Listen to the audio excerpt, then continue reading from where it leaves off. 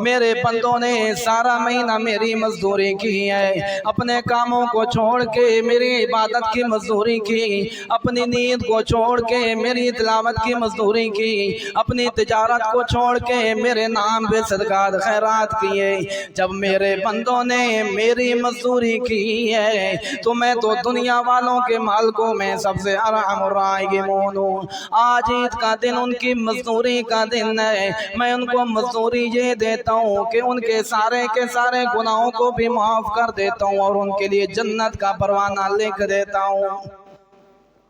لیکن وزیر آباد والوں، تم جانتے ہو کہ مزدوری اس کو ملتی ہے جس نے مزدوری کی ہوتی ہے، مزدوری اس کو ملتی ہے جس نے محنت کی ہوتی ہے، مزدوری اس کو ملتی ہے جس نے اپنا خون پسینہ بہایا ہوتا ہے، مزدوری اس کو ملتی ہے جس نے اپنا خون پسینہ ایک کر کے محنت کی ہوتی ہے۔ جس نے محنت نہیں کی، جس نے مزدوری نہیں کی، جس نے کوشش نہیں کی، اس کو مزدوری نہیں ملتی۔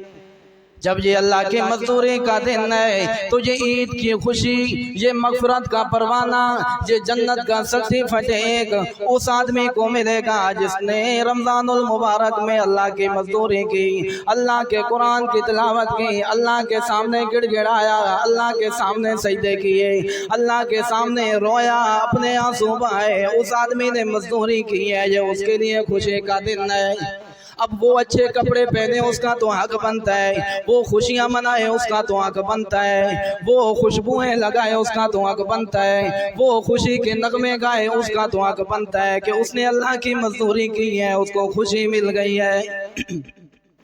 لیکن جس آدمی نے سارا مہینہ ایسے گزار دیا، غفلت میں گزار گیا، عبادت بھی نہیں کی، راتیں اسی طرح لعب و لعب میں، دن اسی طرح بازاروں میں، نہ قرآن کی فکر، نہ نماز کی پرواہ، نہ قرآن کی تلاوت، نہ رب العالمین کے ذکر و اذکار، اس کے لیے کوئی حق نہیں ہے کہ وہ اس مبارک دن میں خوشی منائے، اس کے لیے کوئی حق نہیں ہے کہ وہ اس مبارک دن کے اندر اچھے کپڑے پہنے اور پھر چلے پھرے اور خوشیاں کرے۔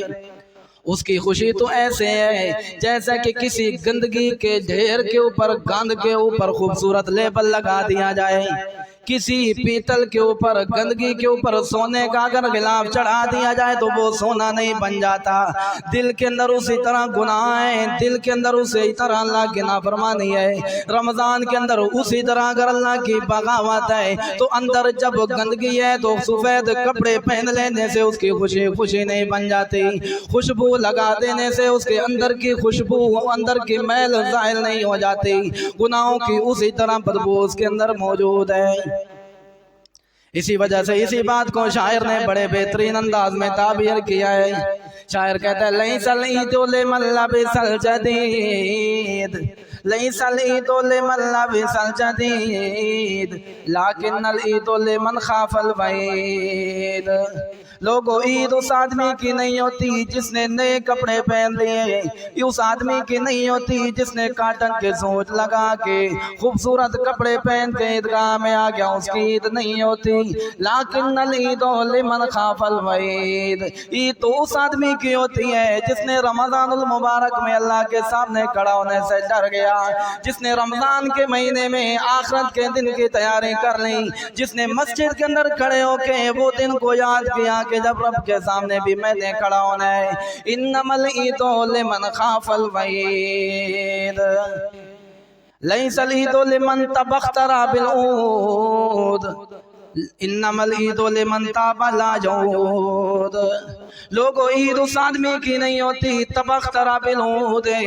جو کپڑے پہن کے لوگوں کے سامنے بڑا تکبر کے انداز میں چلتا ہے، جو بڑی خوشبوئیں لگا کے خوشبو کی مہک جس کے وجود سے آ رہی ہوتی ہیں، اس کی عید نہیں ہوتی، اس کے لیے عید نہیں ہے۔ اللہ عید کس کے لیے ہے؟ شاعر کہتا ہے انما العید لمن تاب لا جود، عید تو اس آدمی کی ہے جس نے رمضان میں توبہ کی، ایسی پکی توبہ کی کہ جو رمضان میں ترتیب رہی اسی ترتیب پہ قائم رہا، جس طرح رمضان میں باتیں کی اسی طرح سارا سال میں باتیں کرتا رہا، جس طرح رمضان میں نماز کی پابندی کی اسی طرح باقی دنوں میں بھی نماز کی پابندی کرتا رہا، جس طرح رمضان کے اندر اللہ کی عبادت کو اپنے کاموں پہ، اپنی تجارت پہ، اپنی مصروفیات سے مقدم رکھا، اسی طرح اگر باقی دنوں میں بھی مقدم رکھا۔ انما العید لمن تاب لا